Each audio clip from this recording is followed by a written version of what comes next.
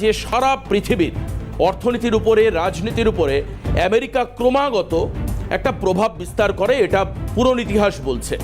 আর এখন এই মুহূর্তে এমন একটা জায়গা আমরা দাঁড়িয়ে রয়েছি, একটা কনজাংশনাল ফেজে আমরা দাঁড়িয়ে রয়েছি, যেখানে বাইডেনের ক্ষমতা আরও বেশি কমবে, কারণ ভোটে জয় হয়েছে ডোনাল্ড ট্রাম্পের। রিপাবলিকানরা ক্ষমতায় আসবার পর বেশ কিছু নতুন সিদ্ধান্ত নেবেন, আপনারা এটাও বুঝতে পাচ্ছেন, এবং আস্তে আস্তে বাইডেনের প্রভাবটা কমে আসবে, অর্থাৎ ইন্ডিভিজুয়াল বাইডেনের প্রভাব বা ডেমোক্র্যাটদের প্রভাব কমবে সারা বিশ্বে। আপনারা জানেন এর মধ্যেই বেশ কিছু দেশ নিষেধাজ্ঞার তালিকায় রয়েছে, এবং সেই সঙ্গে উদ্ভূত বাংলাদেশ পরিস্থিতি। এর মধ্যে আমরা জানি যে ডোনাল্ড ট্রাম্পের বেশ কিছু সোশ্যাল হ্যান্ডেলে পোস্ট সামনে এসছে, সেখানে বাংলাদেশের মৌলবাদীদের যে অ্যাক্টিভিটিস সেটা নিয়ে নিজেই সোচ্চার হয়েছেন ট্রাম্প। আর 20 তারিখের শপথের পরেই কি বড় সিদ্ধান্ত নিতে চলেছেন ট্রাম্প। শপথের পরে প্রথম সপ্তাহেই কি নেবেন তিনি সিদ্ধান্ত? সিরিয়া ইরাকের সঙ্গে ব্ল্যাকলিস্টেড হতে পারে কি বাংলাদেশ? কারণ বাংলাদেশের বর্তমান পরিস্থিতি মৌলবাদকে এনকারেজমেন্ট রয়েছে বাংলাদেশের, বোঝা যাচ্ছে এটা। নিষেধাজ্ঞা ছিলই, নতুনভাবে নিষেধের তালিকায় কোন কোন দেশ, আজকে এই নিয়ে থাকবে আজকে জিরো আওয়ার। আর এই মুহূর্তে এই খবর দিকে আমরা নজর রাখছি যে 20 জানুয়ারি ট্রাম্পের শপথের পর কি কি সিদ্ধান্ত নেওয়া হতে পারে আমেরিকার তরফে, যে সিদ্ধান্তের প্রত্যক্ষ অথবা পরোক্ষ প্রভাব বাংলাদেশের উপর পড়তে পারে, এবং সঙ্গে আরও 11টি দেশ তারা নিষেধাজ্ঞার তালিকায় আসতে পারে, এরকমই একটা খবর কিন্তু সামনে আসছে। সিরিয়া ইরাক সহ 7 দেশের বিরুদ্ধে নিষেধাজ্ঞা ছিলই, নতুন করে নিষেধাজ্ঞার তালিকায় কোন কোন দেশ যেতে পারে। এবং অবশ্যই আপনাদের বলে রাখা দরকার যে এক্ষেত্রে রিপাবলিকান ট্রাম্পের পছন্দ একটা বড় গুরুত্বপূর্ণ ভূমিকা নেবে, অর্থাৎ বাইডেন জমানায় যে ধরনের পদক্ষেপ নেওয়া হতো, ট্রাম্পের ভূমিকা কিন্তু ডেফিনেটলি ডিফারেন্ট হবে বাইডেনের থেকে। সেই ক্ষেত্রে ভারতের পক্ষে সেই সমস্ত নিষেধাজ্ঞার যে সমস্ত নিষেধাজ্ঞা নেওয়া হবে ভারতবর্ষের ক্ষেত্রে, সেটা বেনিফিটেড হবে কিনা সেটাও দেখার বিষয়। আর এই মুহূর্তে আমি চলে যাব চিফ রিপোর্টার সত্যজিৎ মুখোপাধ্যায় আমাদের সঙ্গে রয়েছেন। সত্যজিৎ, স্বাগত এই অনুষ্ঠানে জিরো আওয়ারে। সত্যজিৎ, ব্যাখ্যা করবেন এই জায়গাটা। সত্যজিৎ, যে প্রশ্নটা আসছে যে বাংলাদেশের ক্ষেত্রে নিষেধাজ্ঞা থাকছে কিনা, কেন নিষেধাজ্ঞা নেওয়া হবে, কোন কোন বিষয়ে নিষেধাজ্ঞা আসতে পারে, এবং যদি যে সমস্ত দেশের বিরুদ্ধে নিষেধাজ্ঞা নেওয়া হবে আন্তর্জাতিক ক্ষেত্রে ভারত সুবিধাজনক জায়গায় থাকবে কিনা আমেরিকার নিষেধাজ্ঞার পরে। সত্যজিৎ, দেখো, নির্দিষ্টভাবে তুমি জানো এবং এটা বলার নতুন করে প্রয়োজন নেই যে ডোনাল্ড ট্রাম্প তার সম্পর্কে যে কোনো ভবিষ্যৎবাণী করাটাই খুব কঠিন। কারণ তিনি এর আগে আমরা দেখেছি দুম করে তিনি চীনা সাগরে তিনি আমেরিকান যুদ্ধজাহাজ পাঠিয়ে দিয়েছিলেন। তিনি একের পর এক বড় সিদ্ধান্ত নিয়েছেন, এবং ডোনাল্ড ট্রাম্প সম্পর্কে এটা অনেকেই বলেন যে বিষয়ে তিনি একেবারে খড়গহস্ত হন সেটা শেষ পর্যন্ত তিনি যান। যখন তিনি ক্ষমতায় ছিলেন না তখন তিনি এরকমই একটা খুব ডিটারমিন্ড কন্ডিশনে তিনি সিদ্ধান্ত নিয়েছেন, সেই ছবি আমরা দেখেছি। ফলে এবার তো ট্রাম্প ক্ষমতায় এসেই গেছে। ফলে যে ছবিটা তুমি দেখবে যে ট্রাম্প বারে বারে যে তথ্যটা বলছেন, যে কথাটা বলছেন যে বাংলাদেশ জুড়ে মৌলবাদীদের আস্ফালন নিয়ে তিনি একেবারে খড়গহস্ত হয়েছেন। বাংলাদেশে তিনি বলেছেন যে সেখানে যেভাবে মৌলবাদীরা আশকারা দেওয়া হচ্ছে, যেভাবে জঙ্গি গোষ্ঠীগুলোকে বারবারন্ত হয়েছে, তা নিয়ে টিম ট্রাম্পের যে বিশাল একটা মেম্বার্স বা তাদের যে নতুন করে এই যে টিমটা তৈরি হয়েছে, তারাও নির্দিষ্টভাবে বারংবার বলেছে এটা মেনে নেওয়া হবে না। ফলে এবার যে ছবিটা আসতে চলেছে বলে মনে করছে, তুমি জানো গতকালই একেবারে বীরের মর্যাদা পেয়ে জেল থেকে বাইরে বেরিয়েছেন মৃত্যুদণ্ডে যিনি দণ্ডিত ছিলেন সেই লুৎফুজ্জামান বাবর। এই বাবরের ক্ষেত্রে বলা হয় যে তিনি ঘড়ি পাচার থেকে শুরু করে অস্ত্র পাচার অবধি তিনি গিয়েছিলেন, এবং পরবর্তী ক্ষেত্রে যে গোয়েন্দা রিপোর্ট আসছে যে হয়তো বা এই পরিস্থিতি তৈরি হতে পারে যে মোহাম্মদ ইউনূস তিনি ফ্রান্স, কানাডা বা মালয়েশিয়া কোনো একটি দেশে তিনি হয়তো পালিয়ে যাবেন বা তিনি সেখানে চলে যাবেন। প্রচুর পরিমাণ অর্থ তার যারা সহযোগী অর্থাৎ সার্জিস আলম থেকে হাসনাত আবদুল্লাহ বিভিন্ন ব্যাংকে গচ্ছিত করেছেন দুবাই সহ বিভিন্ন দেশের। ফলে তারাও হয়তো দেশ ছাড়তে পারেন, সেই গোয়েন্দা রিপোর্ট আসছে। তাহলে দেশের ক্ষমতায় কারা যাবে? সেই গোয়েন্দা রিপোর্ট সামনে আসছে যে বাবর এবং সিন্ডিকেট, এই যে যারা জেল থেকে বেরোনো জঙ্গি, এই বাবর এবং তার সিন্ডিকেটরাই হয়তো পরবর্তী ক্ষেত্রে এই বাংলাদেশের যে সরকারি ক্ষমতায় আসতে চলেছেন এরকম সম্ভাবনা তৈরি হয়েছে। কারণ বিএনপির মধ্যেও এই বাবরকে নিয়ে একটা দ্বিমত তৈরি হয়েছে, একটা বিভাজন তৈরি হয়েছে। যে প্রশ্নে এবার আসতে হবে যে তাহলে কি ডোনাল্ড ট্রাম্পের যে প্রশাসন তারা কি তাদের প্রতিশ্রুতি রাখবেন কারণ তুমি দেখবে যে বাইডেন এখনও পর্যন্ত ক্ষমতায় আছে, তা সত্ত্বেও আমরা দেখলাম কি যে গাজা এবং ইসরায়েলের মধ্যে যুদ্ধবিরতি সম্পর্কিত যে ঘোষণা সেটা নির্দিষ্টভাবে সরাসরি ট্রাম্পের যে এক্স হ্যান্ডেল পোস্টে চলে আসলো।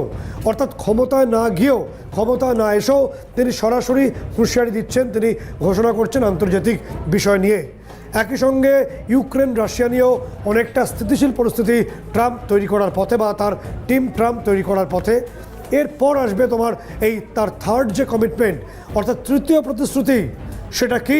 সেটা হলো তিনি বলেছিলেন যে বাংলাদেশের যে মৌলবাদীদের অত্যাচার এবং সংখ্যালঘু অর্থাৎ হিন্দু, খ্রিস্টান বা বুদ্ধিস্টদের ওপর যে চরম অত্যাচার তা তিনি বন্ধ করবেন। তার তৃতীয় দুটো প্রতিশ্রুতি রেখেছেন ইতিমধ্যেই আমরা দেখতে পাচ্ছি। তিনি ঘোষণাও করেছেন ক্ষমতায় না এসেই। ক্ষমতায় আসলে কি হবে? এবার আসছে দেবাশিস এই গুরুত্বপূর্ণ বিষয়, বিভিন্ন যে ইন্টেলিজেন্স ইনপুট আসছে বা বিভিন্ন তথ্যতে যে ছবিগুলো আসছে সেই তথ্যের কথাই আমরা বলছি। তাতে ট্রাম্প তিনি শপথ নেওয়ার আগেই অর্থাৎ 18 তারিখ পর্যন্ত বাইডেনের যাবতীয় ক্ষমতা থাকবে। 19 তারিখ থেকে আস্তে আস্তে বিষয়টা ম্লান হতে শুরু করবে। 20 তারিখের শপথ ট্রাম্পের। এরপর যে তথ্য আসছে যে ট্রাম্প শপথ গ্রহণের প্রথম সপ্তাহের মধ্যেই কি কোনো গুরুত্বপূর্ণ সিদ্ধান্ত তার টিম নিতে চলেছে, সেই সম্ভাবনা তীব্র।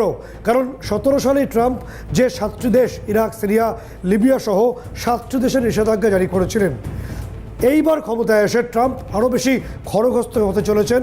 তিনি তার যে টিম তৈরি করেছেন সেখানে তুলসী গ্যাবার্ড বা কাশ প্যাটেলের মতো ভারতীয় বংশোদ্ভূতরা রয়েছে, ফলে তাদের কথা মতোই তিনি অনেকটা এগোনোর চেষ্টা করবেন। তার যে থিঙ্ক ট্যাঙ্কের মধ্যে এই সমস্ত ভারতীয় বংশোদ্ভূতদের অনেকটাই যে মস্তিষ্ক প্রসূত বিষয় থাকবে তা নিয়ে কারো কোনো সন্দেহ নেই। ফলে নির্দিষ্টভাবে যেটা হতে চলেছে যে এইবার সম্ভবত যে তথ্য আমাদের কাছে আগাম এসে পৌঁছচ্ছে, মিলিয়ে নেবেন, সেই তথ্য হলো নির্দিষ্টভাবে যে বাংলাদেশের বিরুদ্ধে একটা নিষেধাজ্ঞা হতে চলেছে।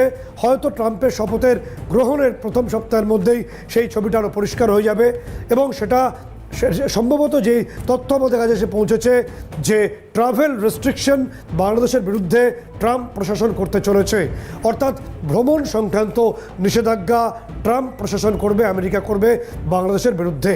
এবার প্রশ্ন হলো যে ভ্রমণ সংক্রান্ত নিষেধাজ্ঞা জারি হলে তাতে ক্ষতি কি লাভ কি? প্রথম বিষয় হলো যখনই আমেরিকার যারা নাগরিক তারা বাংলাদেশে যেতে পারবেন না, ফলে সামগ্রিকভাবে বাংলাদেশ সম্পর্কে আমেরিকার সহযোগী দেশগুলোর মোটামুটি একই ভূমিকা থাকবে। অর্থাৎ ইউরোপিয়ান ইউনিয়নের দেশগুলো প্রায় একই পথ নেবে বলে অনেকেই মনে করছেন। এক্ষেত্রে বিপুল পরিমাণ যে আন্তর্জাতিক যে অর্থ, সেই অর্থ বাংলাদেশে আর প্রবেশ করবে না, ব্যাপকভাবে আর্থিক ক্ষতির মুখে পড়বে। দ্বিতীয়ত আমেরিকা মনে করে যে এশিয়াতে চীন তাদের প্রতিদ্বন্দ্বী, চীনের একটা বিপুল পরিমাণ বিনিয়োগ বাংলাদেশে রয়েছে, ফলে যে মুহূর্তে বাংলাদেশ এই নিষেধাজ্ঞার মুখে পড়বে তার আর্থিক ক্ষতি হবে। সেই মুহূর্তে চীন তাদের যে বিনিয়োগের যে রিটার্ন সেটা কম পাওয়া শুরু করবে। অর্থাৎ এই অর্থনৈতিক যুদ্ধটা প্রথম সপ্তাহ থেকেই ট্রাম্প শুরু করতে চলেছেন বলে একটা বড় অংশ মনে করছে। তোমাকে বলে রাখবো কতগুলো তথ্য। বাংলাদেশের যারা সুধী নাগরিক রয়েছেন তারা নিশ্চয়ই বুঝবেন, যারা শিক্ষিত অন্তত যারা লুঙ্গিতন্ত্রে বিশ্বাস করেন না তারা বুঝবেন যে বাংলাদেশের গত 5 মাসে মোহাম্মদ ইউনূস তিনি ক্ষমতায় এসেই ইন্টারন্যাশনাল মনিটারি ফান্ড থেকে অর্থাৎ IMF থেকে তিনি $4.7 বিলিয়ন নিয়েছেন কড়া ইন্টারেস্টে। আবারও বলছি, মোহাম্মদ ইউনূস, বাংলাদেশের মানুষরা জেনে রাখুন, তিনি $4.7 বিলিয়ন ধার করেছেন কড়া সুদে। এবং হাসিনার যদি আমি কম্প্যারিজনে যাই তাহলে শেখ হাসিনা তার 15 বছরের কার্যকালে $3.2 বিলিয়ন তিনি ঋণ নিয়েছিলেন এই ইন্টারন্যাশনাল মনিটারি ফান্ড থেকে, কিন্তু কম সুদে। অর্থাৎ 5 মাসে 4.7 এবং 15 বছরে 3.2। এই বিভাজন নিশ্চয়ই বাংলাদেশের যারা গণতন্ত্র বিশ্বাস করেন তারা বিশ্বাস করবেন বা বুঝতে পারছেন। এবং এক্ষেত্রে বলে রাখবো নির্দিষ্টভাবে দেবাশিস যে এই বিপুল পরিমাণ ঋণের ক্ষেত্রে যেহেতু হাই ইন্টারেস্ট নিয়েছেন, ফলে বাংলাদেশে এই মুহূর্তে যে ভ্যালু অ্যাডেড ট্যাক্স বা ভ্যাট সেটা হাই রেঞ্জে এক্সিকিউট করছে ইউনূস সরকার, যে কারণে যে প্রোডাক্টের দাম 10 টাকা তার দাম এই মুহূর্তে 30 টাকা হচ্ছে এই হাই ভ্যাটের জন্য। এবং এই মুহূর্তে বাংলাদেশে 100 টাকা রিচার্জ করলে 42 টাকা কেটে নেওয়া হয় শুধুমাত্র এই হাই ভ্যাটের জন্য। তাহলে ছবিটা হাতে না হলে পাতে কিভাবে কাটা হচ্ছে বোঝাই যাচ্ছে। অর্থাৎ 100 টাকা মোবাইল রিচার্জে বাংলাদেশ নাগরিকের কেটে নেওয়া হয় 42 টাকা। তার মানে অত্যন্ত বেশি হারে ইন্টারন্যাশনাল মনিটারি ফান্ডকে এই ঋণ চোকাতে হচ্ছে বাংলাদেশকে। এবং দ্বিতীয়ত, যে তথ্য আমাদের কাছে গোয়েন্দা রিপোর্ট অনুসারে আসছে, মানে ইন্টারন্যাশনাল মনিটারি ফান্ড তারা অর্থ দেয় কোনো দেশের উন্নতির জন্য, অস্ত্র কেনার জন্য নয়। বাংলাদেশ এই অর্থ দিয়ে পাকিস্তান থেকে এবং চীনের থেকে এবং তুরস্ক থেকে অস্ত্র কেনার চেষ্টা করেছে।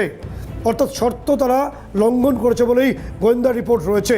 সেই তথ্য ট্রাম্প প্রশাসনের কানে গেছে। সেই কারণে এই ইন্টারন্যাশনাল মনিটারি ফান্ড এবং বিশ্বব্যাংক, যে দুটোরই সদর দপ্তর ওয়াশিংটন ডিসিতে, এবং এই দুটো যে বৃহৎ অর্থনৈতিক ব্যাংক রয়েছে, এই দুটোর ক্ষেত্রেই আমেরিকার শেয়ার সব থেকে বেশি। ফলে ট্রাম্প এসেই এই দুটি ক্ষেত্রে খড়গহস্ত হবেন এবং এই ইন্টারন্যাশনাল মনিটারি ফান্ডের যে বিপুল পরিমাণ অর্থ নিয়ে নয়ছয় হয়েছে পাকিস্তানের মতো, অর্থাৎ পাকিস্তান যে অর্থ পেয়েছিল তা দিয়ে জেহাদে লাগিয়েছিল, জেহাদে ইনভেস্ট করেছিল এবং অস্ত্র কিনেছিল এবং দেউলিয়া হয়ে গেছে। সেই কারণে তুমি দেখবে যে IMF পাকিস্তানকে ধূসর তালিকাভুক্ত করেছিল। ফলে ট্রাম্প প্রশাসন প্রথম সপ্তাহেই বাংলাদেশকে সম্ভবত তারা যে ট্রাভেল রেস্ট্রিকশনের আওতায় আনবে এবং পরবর্তী ক্ষেত্রে গ্রে লিস্টেড হতে পারে। ফলে বিপুল পরিমাণ অর্থনৈতিক সংকটের মুখে বাংলাদেশ পড়তে চলেছে ট্রাম্পের প্রথম পদক্ষেপেই। দেবাশিস, একেবারে ডেফিনেটলি সত্যজিৎ, তাহলে একদিকে হচ্ছে ট্যুরিস্টদের বাংলাদেশ আসবার ক্ষেত্রে নিষেধাজ্ঞা, দ্বিতীয়ত অর্থনৈতিকভাবে কিছু কিছু ক্ষেত্রে প্রতিবন্ধক পরিস্থিতির সামনে বাংলাদেশ পড়তে চলেছে। অবশ্যই বাংলাদেশের ইকোনমির উপর তার একটা ডিপ এফেক্ট